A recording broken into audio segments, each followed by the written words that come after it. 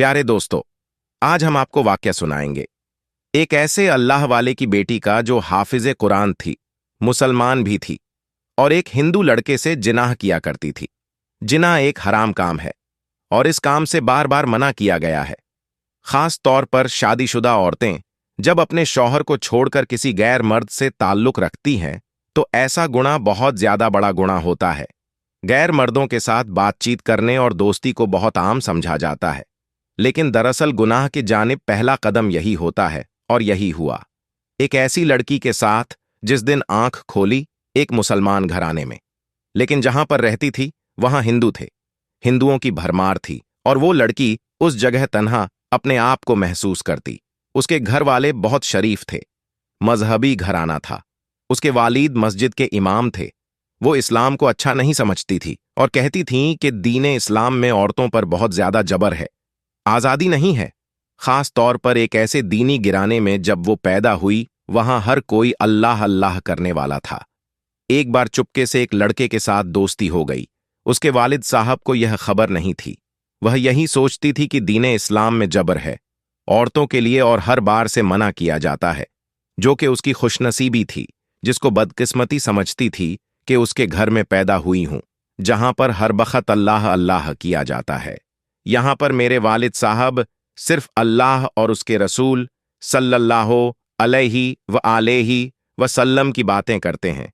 मेरी वालदा का भी यही हाल है, यहां तक कि मेरी बहनें भी उन्हीं के नक्शे कदम पर चलती हैं।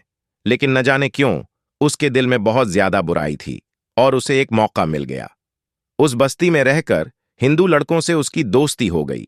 वो इस तरह के उनके घराने में लड़कियों को पढ़ाने का रुझान था और उसके वालिद साहब चाहते थे जिस तरह उन्होंने दीनी तालीम हासिल की, उनकी बेटियां भी इल्म हासिल करें और दीन इस्लाम को फरोग दें। वो घर से निकलती जरूर थी, मदरसे जाती थी, लेकिन रास्ते में उसकी दोस्ती हो गई एक हिंदू लड़के से, जिसने उसके हुस्न को देखा तो उसका दीवाना हो गया। वो यही चाहती थी कि अपने मजहब से दूरी इख्तियार करें। उसने फौरन उससे दोस्ती कर ली। अब वो मदरसे जाने के बहाने उस गैर मुस्लिम दोस्त से मिलती। वो आपस में करीब से करीब आते जा रहे थे। एक बार उसने कहा, तुम मुसलमान हो, लेकिन तुम किस तरह से मुझसे मिलती हो? मैं तो गैर मुस्लिम हूं, मेरा मतलब तुम्हारे मजहब से बिल्कुल अलग हूं। तो वो कहने लगी, मैं अपने मजहब को पसंद नहीं करती। अपने वालिद साहब को देखती हूं, हर वक्त तस्वीह पढ़ते रहते हैं और कहती हैं कि हमारे दीन में लड़कियों को बाहया होना चाहिए। वो लड़कियों की तालीम के बिल्कुल भी खिलाफ नहीं।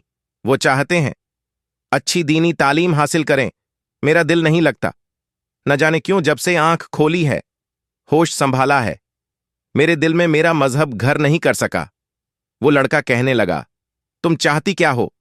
लड़की बोली, मैं चाहती हूं मजहब को छोड़ दो। लड़का बोला, तुम्हारे वाले साहब नाराज नहीं होंगे? लड़की बोली, उनको कौन बताएगा कि मैं अपने मजहब से निकल चुकी हूं? उस लड़के को तो गोया मौका मिल गया था। एक मुसलमान लड़की यानी एक अल्लाह वाले की बेटी होने के बावजूद अपने मजहब से निकलना चाहती है, गैर मुस्लिम होना चाहती है, तो इसके लिए बेहतरीन मौका था। उसने कहा, ठीक है, तो अपने मजहब से बिल्कुल निकल जाओ और कभी भी नमाज ना पढ़ना, और याद रखना अल्लाह की इबादत ना करना, क्योंकि एक खुदा नहीं है। इस पूरी कायनात को बहुत सारे खुदाओं ने मिलकर बनाया है। वो कहने लगी, तुमने सही कहा। उसने कहा, सबसे पहले मैं तुम्हारी मुलाकात अपने खुदा से करवाता हूं। एक भूत उसके घर में रखा हुआ था जिसको वो बहुत मानता था। उसने कहा, मैं इनको मानने वाला हूं, इनसे जो मांगता हूं मुझे मिल जाता है। मेरी ख्वाहिश थी जो कि पूरी हो जाए, और वो ये थी कि मुझे तुमसे इश्क हो गया और मैंने इसे रो रो कर दुआएं करता रहा, और देखो तुम मेरे पास आ गई हो, यहां तक कि तुम अपने मजहब छोड़कर मेरे मजहब में दाखिल होना चाहती हो। अब वो लड़की अपने घर वालों के सामने तो मुसलमान बनी हुई थी, लेकिन मदरसा जाने के बहाने वह उसके घर चली जाती और वो लड़का वहां बैठकर अपने मजहब के बारे उसे बताता और उस लड़के के साथ जिनाहकारी करती। अब वो गुनाहों के दलदल में इतना डूब चुकी थी उसे ये खबर नहीं थी कि वो अपने आप को तबाह कर रही है, बल्कि उसकी दुनिया आखिरत भी तबाह बर्बाद कर रही है। वो जहन्नम के घेरे में खुद को गिराने के लिए तैयार थी। वो लड़का उसकी कमजोरी से फायदा उठा रहा था। वो मनमानी उसके साथ करता और हर रात उसके साथ कबीरा गुनाह करती। एक बार उसके वालिद साहब को शक हुआ। उन्होंने कहा, बेटी, मुझे लगता है कि तुम्हारे साथ कुछ अलग मामला पेश आ रहा है। मुझे जरा बताओ कि तुम मदरसे जाकर क्या सीखती हो, और अब तुम पाबंदी के साथ जाती हो और देर तक वापस आती हो। वो मुसलसल झूठ बोल रही थी कि मैं पढ़ती हूं, कुरान की तालीम हासिल करती हूं। एक रात जब उस लड़के के साथ पूजा करने के बाद उसके साथ कबीरा गुनाह कर रही थी, उसी वक्त मौत का रिश्ता आया और उसकी रूह को कब्ज कर लिया। मौत ये नहीं देखती कि सामने वाला जवान है या बूढ़ा, बस अपने वक्त पर आ जाती है। इसलिए इंसान अच्छी हालत में इस दुनिया से जाए, क्योंकि उसके बाद तो सारे दरवाजे बंद हो जाते हैं।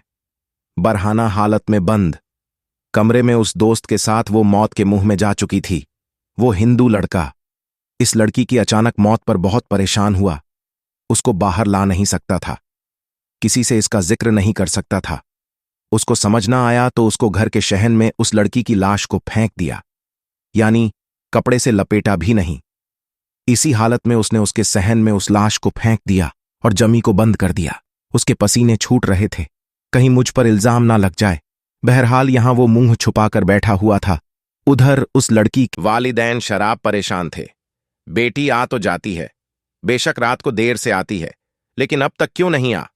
वालिद साहब वालदा को इत्मीनान दिला रहे थे कि उस्ताद उसे कुरान की सूरतें याद करवाते हैं, इसीलिए देर से आएगी। लेकिन मां का दिल घबरा रहा था तो कहने लगी, नहीं, मुझे कोई और मामला लगता है। आप जाइए और मदरसे में जाकर मालूमात हासिल करें। मेरी बेटी अब तक क्यों नहीं आई?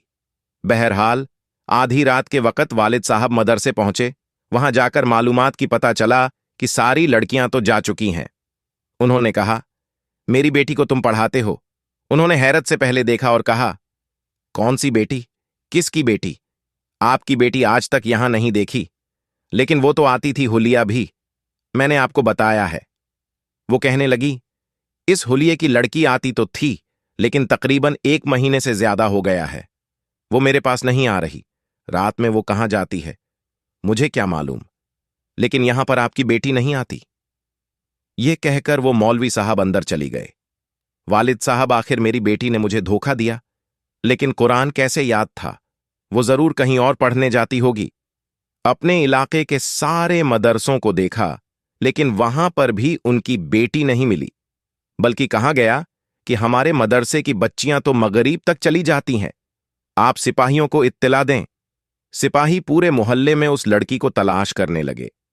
आखिरकार वो हिंदुओं की बस्ती के पास भी पहुंच गए और तमाम हिंदुओं से पूछा तो कहने लगे, इस तरह की कोई भी लड़की हमारे पास नहीं आई। वो लड़का भी उसी बस्ती में रहता था। उसके घर का दरवाजा भी खटखटाया। जब उस घर का दरवाजा खटखटाया, उसने बड़ी मुश्किल से दरवाजा खोला। दरवाजा खोलने पर वो लड़का बहुत ज्यादा घबराया हुआ था। उसके माथे पर पसीने की बूंदें थीं। सिपाहियों को शक हो गया। उन्होंने कहा, हमें लगा है आपकी बेटी यहीं पर है। उसके वालिद बोले, ऐसे कैसे हो सकता है? यह गैर मुस्लिम लड़का है। मैं मुसलमान हूं, मेरी बेटी मुसलमान है। एक हिंदू के घर में वह क्या करेगी? सिपाही बोले, देखिए, कुछ खबर नहीं हो सकता, आपकी बेटी अंदर हो। खैर, उस लड़के को एक तरफ करके हटाया।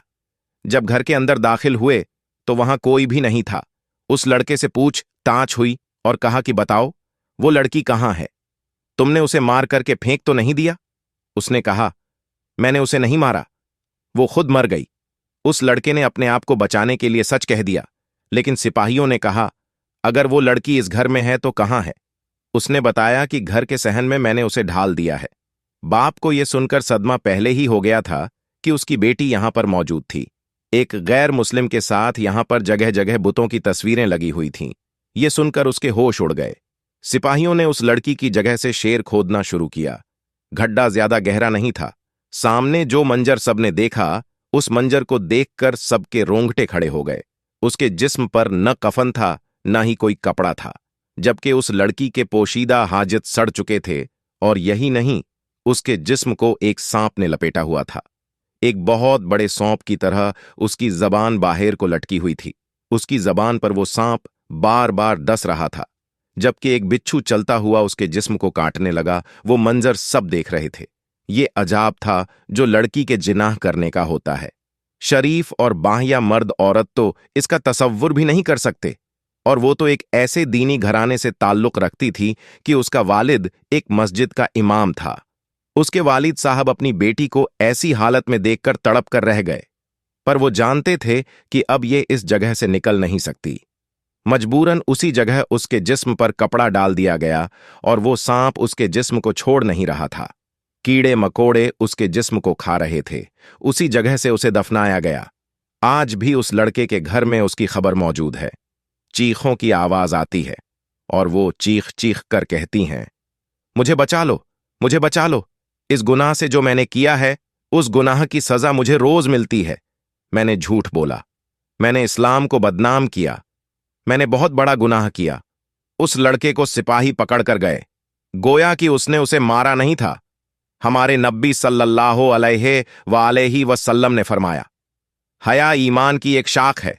यही वो ईमान है जो इंसान को इस किस्म के गुनाहों और फिर इन गुनाहों के अजान से बचा लेती है। हर इंसान का दूसरे इंसान से एक पर्दा है, लेकिन इंसान इखलाकियात या से घिर जाता है। वो समझता है कि इस्लाम में ये बातें हमें हमारी आज़ादी से रोकती हैं। आज़ादी ये नहीं है कि आप किसी गैर महरम के साथ नाजायज ताल्लुकात रखें। अगर इसमें औरत को बापर्दा हुक्म दिया गया है तो ये उसी की हिफाजत के लिए है। अल्लाह ताला हम सबको ऐसे कबीरा गुनाह से बचाए। इस वीडियो को दूसरों तक शेयर कर दें। हो सकता है कि आपके एक शेयर से ये बात किसी के दिल में उतर जाए।